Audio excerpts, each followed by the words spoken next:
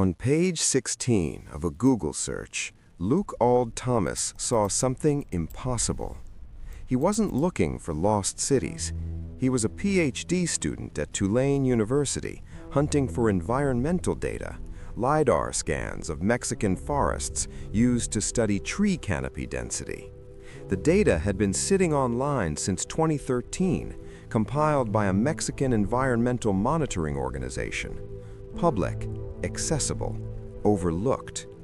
On page 16, buried in search results most researchers would never reach, he found a data set covering 50 square miles of dense jungle in Campeche, Mexico. When he processed that data, when he stripped away the digital trees to see what lay beneath, he uncovered Valeriana, a Maya city, not a village, not an outpost, a city rivaling the population density of modern urban centers, spanning 50 square miles, containing over 6,500 structures, pyramids, ball courts, causeways connecting distinct neighborhoods, a complex water management system. And it had been hiding in plain sight, in public data, for 11 years. This is a story about what we miss, about how the greatest discoveries can be buried not in jungles, but in the mundane places we forget to look. On page 16 of a search, in boring environmental monitoring data sets, in the gaps between what we think we know and what waits to be seen. It's a story about the hidden Maya, the megalopolis beneath the trees, and the technology that's rewriting everything we thought we understood about one of history's most sophisticated civilizations. Welcome to Valeriana. Population unknown. Lost approximately 1150 years. Found on page 16. The classic Maya period, 250 to 900 CE, represents one of the most remarkable civilizations in human history. While Europe struggled through what we once called the Dark Ages, Maya city-states built astronomical observatories that tracked Venus with precision matching modern calculations. They developed the only complete writing system in pre-Columbian Americas. They engineered cities in one of the most hostile environments imaginable, the limestone karst forests of the Yucatan Peninsula. But here's what makes Valeriana's discovery so significant. We thought we knew where the Maya lived. For over a century, archaeologists mapped Maya civilization through a simple method: find the pyramids. Pyramids meant cities. Cities meant power centers. And power centers, we assumed, clustered around known regions: Tikal in Guatemala, Calakmul near the Mexican border, Palenque in Chiapas. The Campeche region, where Valeriana hides, was considered secondary, peripheral. The maps showed it as blank space between the major centers. And why wouldn't they? Look at this jungle. Even from the air, it's impenetrable. The trees grow so densely that ground visibility is nearly zero. Walking through it, you could pass within 20 meters of a pyramid and never know. Early archaeologists literally walked past cities. But the Maya didn't build their civilization in clearings. They built it in the jungle. They transformed the forest into a garden, a managed landscape supporting millions of people. Recent estimates suggest the classic Maya lowlands, this supposedly inhospitable wilderness, supported between 7 and 11 million people. Think about that number. 7 to 11 million people, in an area roughly the size of Portugal, without metal tools, without wheeled vehicles, without draft animals. So where were all the cities? Where did millions of people live?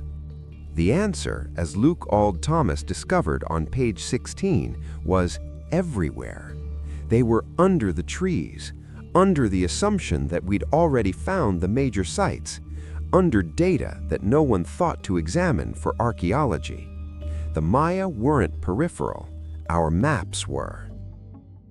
Luke Auld-Thomas wasn't hunting for lost cities. In 2024, as a PhD student studying ancient Maya land use and environmental interactions, he needed a specific kind of data: LIDAR, light detection and ranging. Let me explain what LIDAR actually does, because this is crucial to understanding how a city can hide for over a millennium and then appear in a graduate student's data processing. LIDAR is essentially X-ray vision for landscapes. An aircraft, or in recent years a drone, fires millions of laser pulses per second at the ground below. Most pulses hit leaves and bounce back, but some slip through gaps in the canopy, through the spaces between leaves, through a thin spot in the foliage, and hit the actual ground surface. Others hit branches, tree trunks, buildings. By measuring how long each pulse takes to return and analyzing millions of these data points, scientists can digitally strip away the forest and see the bare earth beneath. Every building, every wall, every slight elevation that might be a collapsed pyramid, invisible to the human eye, but perfectly clear to a computer processing return times measured in nanoseconds. This isn't speculation, this is measurement, and that precision is why audiences in 2026 trust this science. But LIDAR is expensive. A single aerial survey can cost hundreds of thousands of dollars. Most archaeologists can't afford it, which is why Luke Auld-Thomas, needing forest canopy data, went looking for existing data sets. And that's where the story gets remarkable. The Mexican environmental agency, INEGI, Instituto Nacional de Estadística y Geografía, had flown LIDAR surveys of forests across Mexico starting in 2013, not for archaeology, for forestry management, environmental monitoring, carbon sequestration studies. The data was public, free, available to anyone willing to look.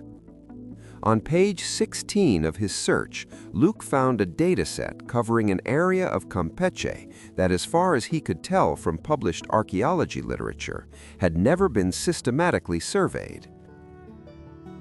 What he saw when he processed that data stopped him cold. Not scattered farmhouses, not a minor ceremonial center, an entire city. 6,500 structures, pyramids rising 50 feet above the forest floor, invisible from ground level, crystal clear in the data. Ball courts, arenas for the ritual ball game that was central to Maya political and religious life. Causeways, raised roads connecting different sectors of the city, some over a kilometer long. Residential platforms, elite compounds, a central precinct that would have housed thousands. According to his analysis, published in the journal Antiquity in October 2024, Valeriana's population density rivaled that of Calakmul, one of the great Maya superpowers. He estimates between 30,000 and 50,000 people lived in this urban core, with tens of thousands more in surrounding agricultural zones. And here's what makes it even more extraordinary. Valeriana sits less than 15 kilometers from a major highway. Modern people drive past it daily. Farmers work fields within walking distance. It's not remote. It's not inaccessible. It was simply invisible, waiting in data collected for an entirely different purpose, on page 16 of a search that most archaeologists would never conduct. The city that hid in plain sight.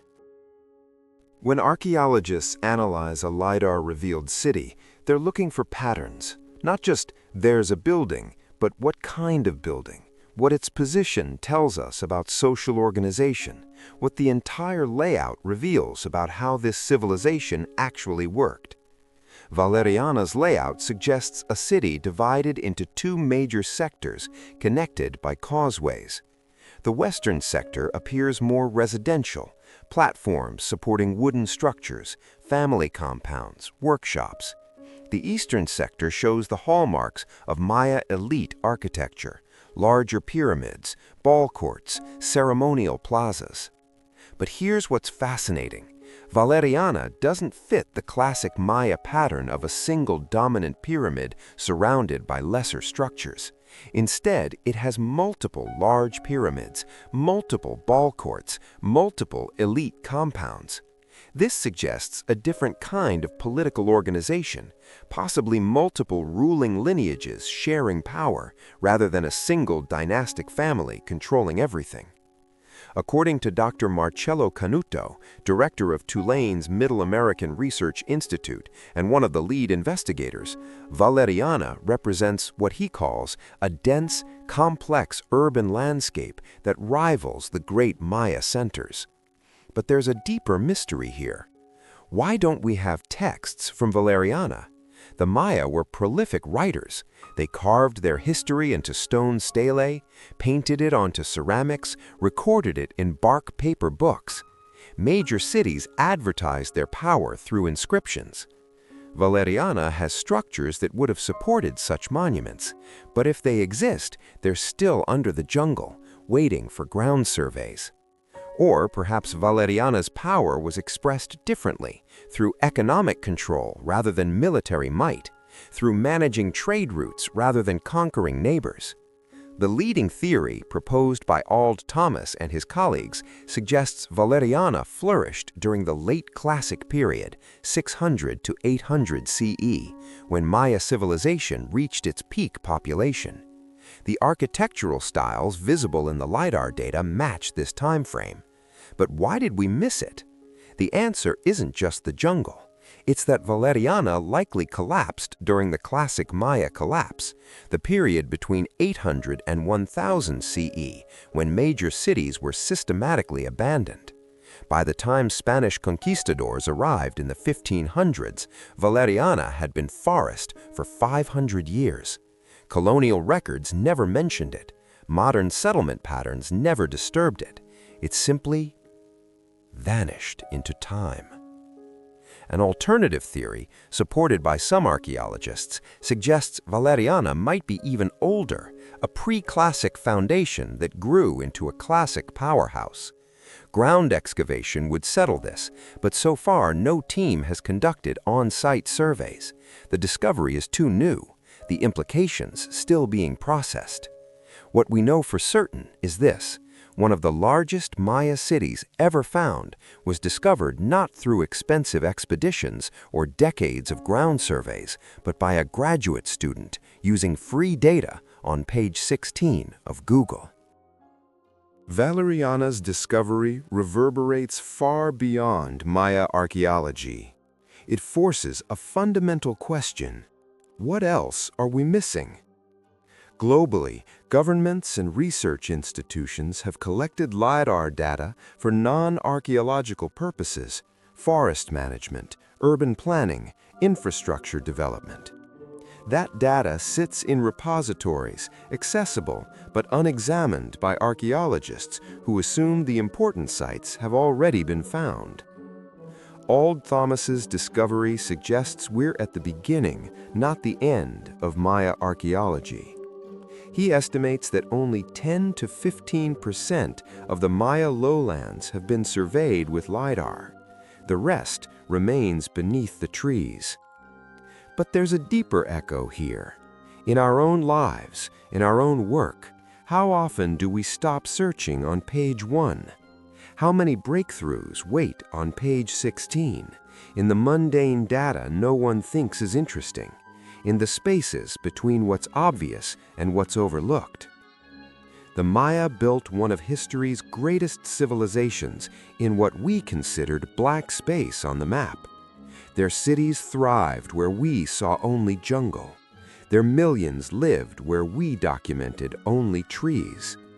Valeriana teaches us that absence of evidence isn't evidence of absence.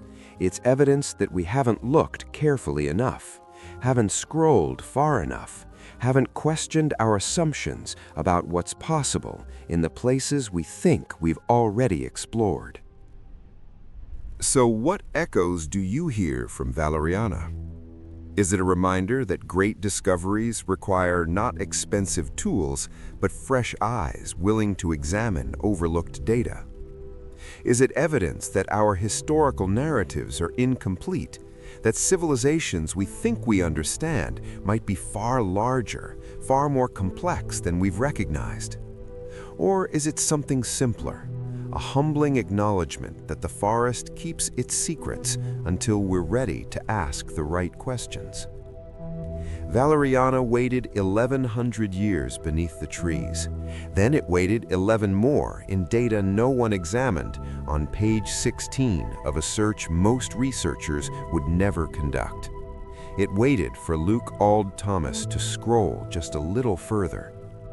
What else is waiting? What other cities hide on page 16? Which theory resonates most with you? Share your thoughts in the comments below.